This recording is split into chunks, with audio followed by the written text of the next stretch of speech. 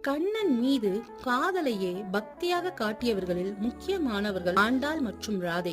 அதே வரிசையில் வந்த மீராபாய் என்கின்ற மீராவை பற்றி பார்க்கலாம். ராஜஸ்தானில் ராஜபுத்திர இளவரசியாக பிறந்தவர். ஒரு நாள் அவர் வீட்டுக்கு வந்த சாது கிருஷ்ணன் பொம்மை கொடுத்தார். 3 வயதில் கிடைத்த அந்த பொம்மை அவளை கவர அதை இமைப்பொழுதும் நீங்காமல் வைத்திருந்தார். வளர வளர ஈர்ப்பு பக்தியாகி காதலானது.